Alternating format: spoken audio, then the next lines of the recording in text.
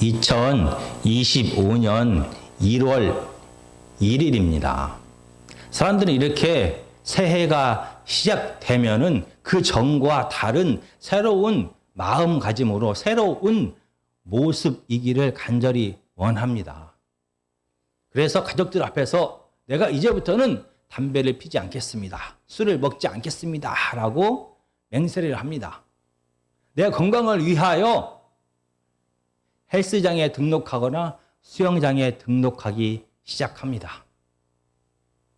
이제는 불평하지 않고 인내하면서 감사하면서 살아가겠습니다. 라고 다짐도 합니다. 하나님을 믿는 사람들은 아무리 바쁜 생활 속에서도 늘 하나님의 말씀을 읽고 기도하고 찬양하는 삶을 살겠습니다. 이제는 더 이상 나와 내 자신만을 위하여 살지 아니하고 예수님처럼 이웃을 내 몸처럼 사랑하는 자의 삶을 살겠습니다. 라고 다짐을 합니다. 그러나 이러한 다짐은 우리가 연약하기 때문에 우리 안에 있는 죄성으로 인하여 얼마 가지 못합니다. 다시 옛날 습관으로 돌아가고 옛날 성품으로 돌아가고 옛날 이기적인 본성으로 돌아가는 것이 사람입니다. 오늘 하나님의 말씀은 십자가에서 예수님께서 드디어 죽으셨습니다. 그러자 성소의 휘장이 찢어지게 됩니다. 이 성소의 휘장이 찢어진 그 의미가 무엇인지를 지난주에 이해해서 오늘 다시 한번 살펴보기를 원합니다. 마태복음 27장 50절과 51절입니다. 우리가 같이 천천히 읽도록 하겠습니다. 시작. 예수께서 다시 크게 소리 지르시고 영혼이 떠나시니라. 이에 성소 휘장이 위로부터 아래까지 찢어져 들이대고 땅이 진동하며 바위가 터지고. 아멘. 이 예수 그리스도의 죽음을 언약의 관점에서 살펴보았습니다. 당시에 사람들은 새로운 관계를 시작할 때 언약을 맺게 됩니다. 그리고 새롭게 시작된 이 관계가 유지되기 위하여 각 당사자들은 각자가 지켜야 할 준수 사항에 대하여 목숨을 걸고 맹세합니다. 이스라엘의 하나님께서도 이스라엘을 사랑하셔서 그들을 택하셨습니다. 그들을 애굽의 노예에서 구원하시고 그들과 언약을 맺었습니다. 언약을 통하여 이스라엘을 하나님의 장자로 삼으셨습니다. 그리고 하나님은 이스라엘 백성들에게 약속하셨습니다. 이제부터는 내가 너희들 가운데 함께 살겠다라고 약속하셨습니다. 하나님의 명령에 따라 이스라엘 백성들은 하나님께서 사실 집 성막을 지게 됩니다. 이 성막은 두꺼운 휘장을 통하여 지성소와 성소로 구분하게 됩니다. 이 휘장 안쪽에 있는 지성소에는 하나님의 언약궤가 놓여져 있습니다. 이 언약궤 안에는 십계명이 새긴 돌판이 있습니다. 이 십계명은 거룩하신 하나님과 이스라엘 백성들이 살기 위하여 지켜야 할 10가지 준수 사항입니다. 그러나 하나님께서는 처음부터 이 죄성을 가진 이스라엘 백성들이 하나님을 사랑하지 아니하고 하나님의 우상처럼 여길 것을 알고 계셨습니다. 그러나 하나님은 사랑하는 이스라엘 백성들과 이 언약 관계를 계속 유지하기를 원하셨습니다. 그래서 보완책으로 미리 제사 제도를 주셨습니다. 이스라엘 백성들의 불순종을 희생 제물의 죽음이 대신 짊어지게 했던 것입니다. 이 속죄의 원리를 레위기 16장을 통하여 간단히 살펴보겠습니다. 이 지성소 안에는 언약궤가 있습니다. 이 언약궤는 십계명의 돌판을 넣어둔 상자입니다. 이 언약궤의 상자, 이 덮개를 속죄소라고 말합니다. 속죄의 덮개라고 말합니다. 대제사장은 1년에 한 번 대속죄일에 자기와 자기의 가족과 이스라엘 백성들을 위하여 희생 제물을 잡아 그 피를 가지고 오늘 본문의 그 휘장을 지나서 지성소 안으로 들어가게 됩니다. 그리고 지성소 안에 속죄소에 이 피를 뿌리게 됩니다. 그러면 이 지성소가 깨끗해지고 이 성소가 하나님이 거하는 이 성막이 깨끗해집니다. 출애굽기 24장에서 이스라엘과 하나님과 언약식을 하면서 이 짐승의 피를 성막과 이스라엘 백성들에게 뿌림을 통하여 이 언약식을 통하여 한 몸 공동체가 되었습니다.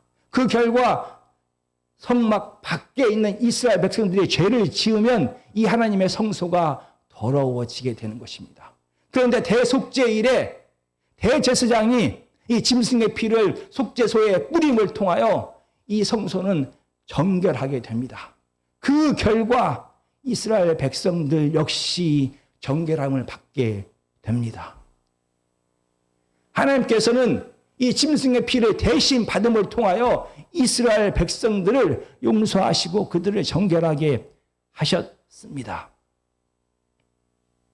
바로 그 지성소와 성소를 가르는 막고 있는 이 두꺼운 휘장이 예수 그리스도의 죽으심을 통하여 찢어지게 된 것입니다.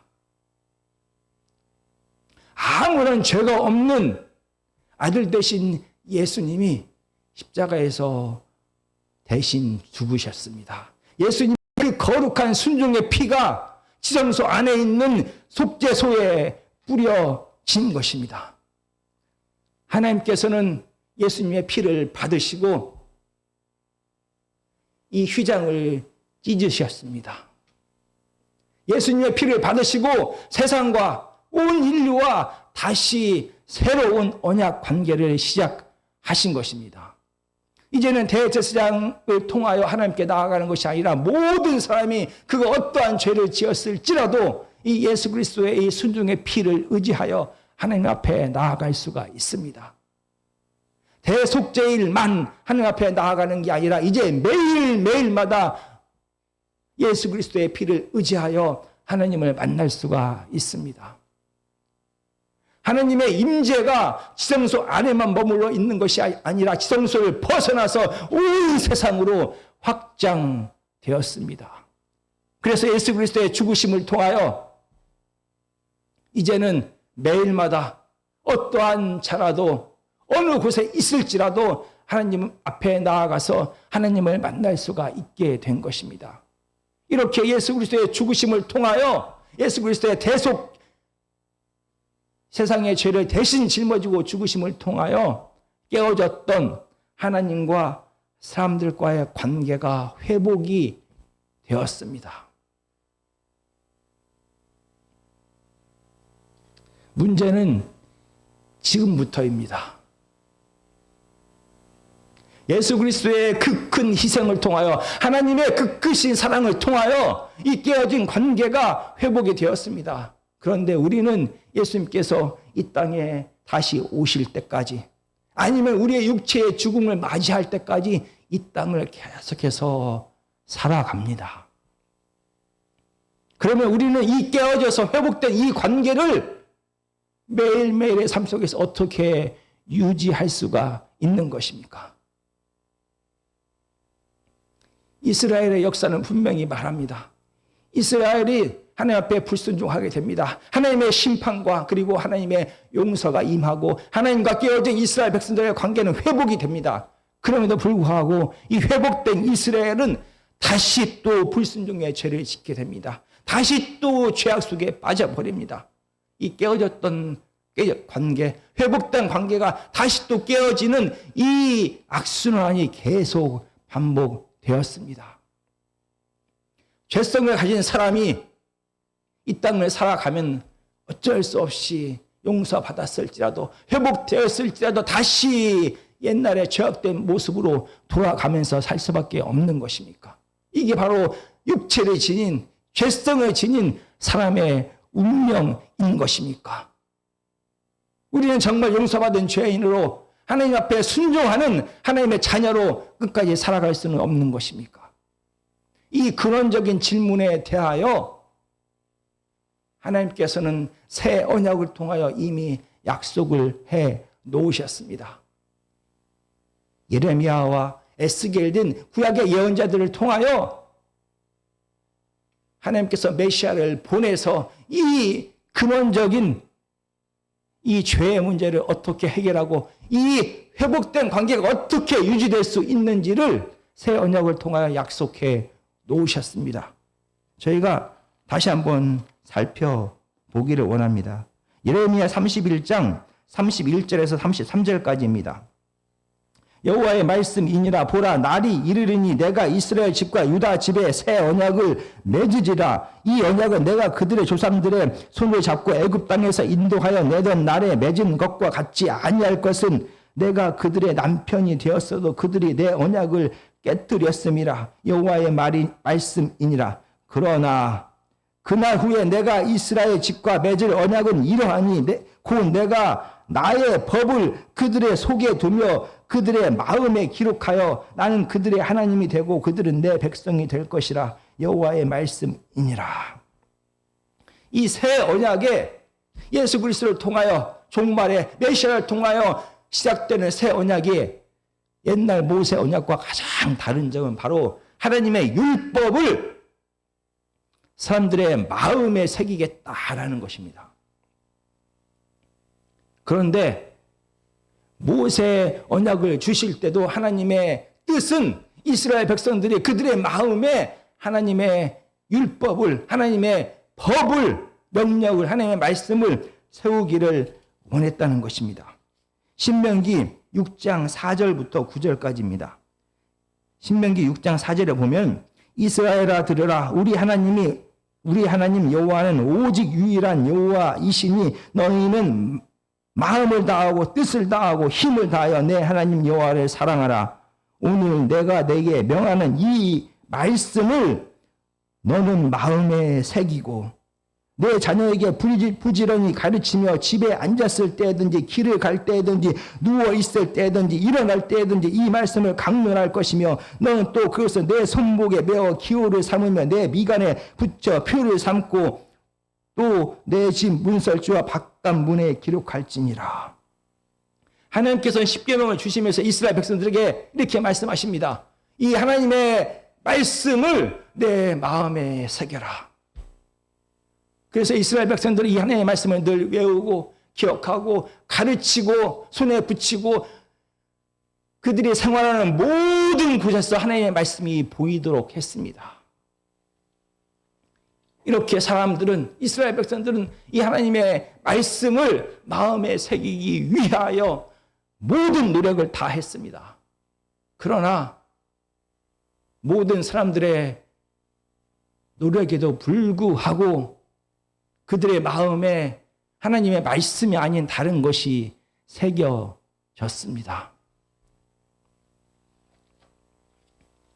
예레미야 17장 1절과 9절입니다. 1077페이지입니다. 유다의 죄는 금강석 끝 철필로 기록되되 그들의 마음판과 그들의 제단뿔에 새겨졌거늘. 바로 이스라엘 백성들의 마음에 죄악이 새겨졌다라고 말합니다. 철로 만든 연필로 그들의 마음에 죄악을 새겼다라고 말합니다. 그런데 그 연필의 힘이 무엇입니까? 금강석이 무엇입니까? 다이아몬드입니다. 이 세상에서 가장 강한 다이아몬드로 이스라엘 백성들의 마음에 죄악을 새겨 놓았습니다. 이 죄는 지워질 수도 없습니다. 깊이 새겨져 버렸습니다. 그 결과 예레미야 17장 9절은 이렇게 말합니다. 만물보다 거짓되고 심히 부패한 것은 마음이라. 누가 능히 이를 알리오. 이 부패하다라는 말은 아프다. 근데 치료할 수가 없다라는 의미를 갖고 있는 것입니다. 사람의 마음에 죄악이 심겨져서 다이아몬드로 그 마음에 죄악을 새겨서 결국 죄악으로 인하여 이 마음은 치료받을 수가 없습니다. 그 결과 이스라엘 백성들은 하나님의 마음에 하나님의 뜻에 순종할 수 없는 자가 되었습니다. 늘 자기의 욕심에 따라 자기의 죄성에 따라 그들의 마음이 이끄는 대로 살 수밖에 없었습니다. 고대 근동에서 당시의 이 마음은 우리가 생각하는 감정이 아닙니다. 우리의 생각과 감정과 의지가 머무는 곳이 바로 마음인 것입니다. 우리의 생각에도, 우리의 감정에도, 우리의 의지에도, 우리가 말하고 행동하고 생각하는 모든 중심에 다이아몬드로 죄악이 새겨졌다라고 말하는 것입니다. 사람의 힘과 능력과 지혜와 노력으로 이 죄악의 문제를 해결할 수가 없는 것입니다. 그래서 예레미야 31장에서 미래에 예수 그리스도 메시아를 통하여 새 언약을 주겠는데 이 새 언약은 모세 언약과 다른 것이 무엇이냐? 그 마음에 하나님의 말씀을 율법을 새기겠다라고 약속하셨습니다. 그래서 새 언약이 시작되면서 새 언약을 받은 하나님의 백성들은 이제 하나님의 뜻에 순종할 수가 있게 되는 것입니다. 그리고 오늘 본문 마태복음 27장 50절과 51절은 바로 예수 그리스도의 죽으심을 통하여 이 새 언약이 시작되었다라고 선포하고 있는 것입니다. 예수 그리스도의 십자가의 대속 죽음을 통하여 이제 더 이상 마귀는 예수님께서 지신 사람들 대신하여 지신 이 죄악에 대하여 사람들에게 책임을 물을 수가 없게 되었습니다. 이 죄악의 문제가 사람들의 죄의 문제가 해결이 되자 깨어졌던 하나님과의 관계가 회복되고 성령님은 다시 이 세상 속에 내려오시게 됩니다. 그래서 사람들 속에 임재하게 되고 사람들과 함께 살게 된 것입니다. 창세기 6장 3절과 5절입니다. 여호와께서 사람의 죄악이 세상에 가득함과 그의 마음으로 생각하는 모든 계획이 항상 악할 뿐임을 보시고 여호와께서 이르시되 나의 영이 영원히 사람과 함께하지 아니하리니 이는 그들이 육신이 됨이라. 사람의 마음 속에 죄악이 가득했다라고 합니다. 그 결과 거룩하신 하나님의 영이 사람들 속에 머물 수가 없게 되었습니다. 그래서 하나님의 영, 성령님이 사람을 떠나게 되었습니다. 그렇게 떠났던 하나님의 영이 다시 이 세상에 내려오시고 사람들 안에 임하셔서 사람들과 함께 살게 될 것이다. 그 시작이 예수 그리스도의 죽음을 통하여 시작되었다라고 오늘 마태복음 27장은 말하는 것입니다. 이 27장 51절에 보면은 이에 성소 휘장이 위로부터 아래까지 찢어져 둘이 되고 이 지금 성소가 찢어지는 이 상황을 마태복음에서는 같은 상황으로 이야기하고 있는 부분이 있습니다. 바로 예수님께서 침례를 받으시는 그 상황입니다. 마태복음 3장 16절입니다. 예수께서 침례를 받으시고 곧 물에서 올라오실새 하늘이 열리고 하나님의 성령이 비둘기같이 내려 자기 위에 임하심을 보시더니 예수님이 침례를 받으시고 물에서 올라오자 하늘이 둘로 갈라져 열립니다. 그리고 하나님의 성령이 예수님 앞에 내려서 예수님과 함께 합니다. 여기 마태복음 3장 16절에서는 하늘이 그냥 열렸다라고 기록합니다. 그런데 같은 사건을 기록한 마가복음 1장 10절은 다릅니다. 마가복음 1장 10절입니다. 곧 물에서 올라오실새 하늘이 갈라짐과 성령이 비둘기같이 자기에게 내려오심을 보시더니 바로 이 하늘이 갈라지다. 마태복음에서는 하늘이 열렸다라는 그 표현을 마가복음은 하늘이 갈라졌다라고 하는데 이 갈라지다는 말이 바로 휘장이 찢어지다 할 때 그 똑같은 동사를 사용하고 있습니다. 휘장이 찢어진 것처럼 하늘을 가르시고 하늘을 찢으시고 하나님께서는 성령님을 이 땅에 보내셨습니다. 그리고 예수 그리스도께서 십자가에서 죽자 이 세상에도 하나님께서는 하늘을 찢으시고 하늘을 가르시고 세상에 성령님을 보내신 것입니다. 예수 그리스도의 피를 의지하고 하나님 앞에 나오는 모든 자에게 하나님께서는 하늘을 가르시고 그 사람 안에 하나님의 영을 부어 주시는 것입니다. 이렇게 하나님의 영이 임하여 그 마음에 성령님께서는 마음에 인을 치시고 하나님의 율법을 하나님의 말씀을 마음에 새기게 됩니다. 금강석 다이아몬드보다 더 강력한 성령님께서 예수 그리스도의 피를 의지하고 나오는 자에게 임하셔서 그 마음에 하나님의 법을 새기셨습니다. 그 결과 하나님의 뜻대로 온전히 순종할 수 있는 길이 열려진 것입니다. 예수 그리스도의 십자가의 죽으심을 통하여 깨어졌던, 부서졌던 하나님과 사람들과의 관계가 회복이 되었습니다. 거기에 더해서 하나님께서는 이 회복된 이 관계가 계속 유지되기 위하여 성령님을 이 땅에 보내셨습니다. 예수 그리스도의 피를 의지하여 하나님께 나오는 자에게 성령님을 부어 주셨습니다. 그리고 그 마음에 성령님께서 하나님의 법을 새겨 놓으셨습니다. 예수 그리스도께서 그의 온 사명을 감당하기까지 성령님께서 함께 하셨습니다.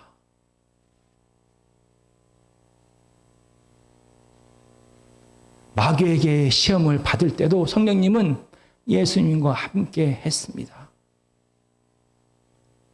예수님께서 기적을 행하실 때에도 성령님께서는 예수님과 함께 하셨습니다.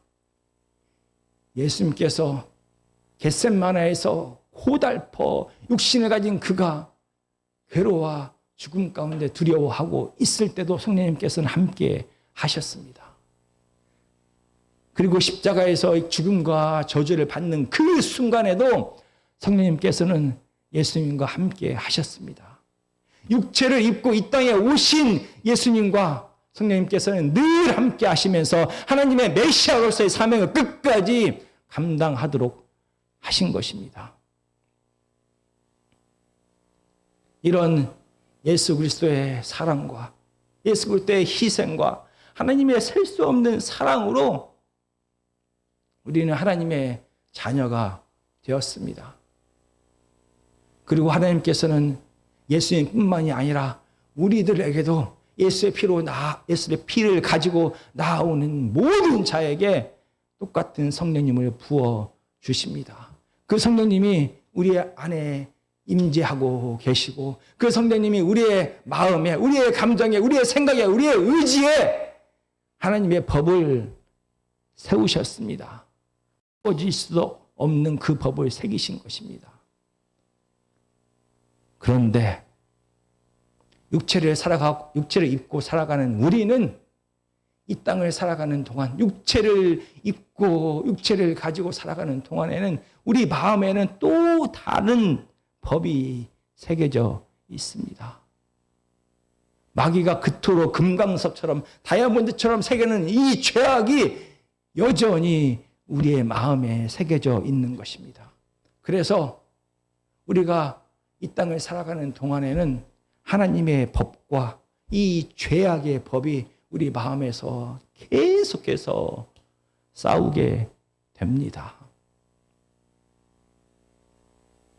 우리는 어떻게 해야 하는 것입니까? 우리가 매일마다, 매 순간마다 하나님 앞에 나아가고 매 순간마다 하나님 앞에 엎드릴 수밖에 없는 이유가 여기에 있는 것입니다. 우리가 매 순간마다 하나님의 말씀을 의지할 수밖에 없는 이유가 여기에 있는 것입니다. 우리가 매 순간마다 하나님을 찾을 수밖에 없는 이유가 여기에 있는 것입니다. 성령님께서 우리를 이 십자가의 현장으로 계속 매일마다 이끄십니다. 십자가에서 그 한량없는 하나님의 사랑을 경험한 자만이 하나님의 뜻에 온전히 순종하는 하나님의 자녀가 될 수 있기 때문인 것입니다. 성령님은 우리를 항상 십자가 앞으로 이끄십니다. 십자가에서 자신의 육신의 생각을 다 버리고 죽기까지 순종하신 예수 그리스도를 만난 자만이 예수님처럼 육신의 생각을 버리고 하나님 앞에 온전히 순종할 수가 있기 때문인 것입니다. 새해가 시작이 되었습니다. 우리는 많은 생각들을 하고 많은 결심들을 하면서 이 새해를 시작합니다. 하나님의 뜻대로 온전히 순종하는 하나님의 자녀가 되게 해주십시오. 하나님의 뜻대로 고난 가운데서도 감사하는 자가 되게 하여 주시옵소서.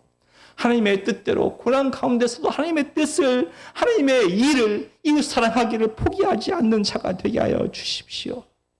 하나님의 마음으로 이 땅을 사랑하면서 감사하며 인내하며 위로하며 살아가는 자가 되게 해주십시오. 세상을 바라보지 않게 해주십시오. 세상의 힘과 쾌락을 의지하지 않게 해주십시오.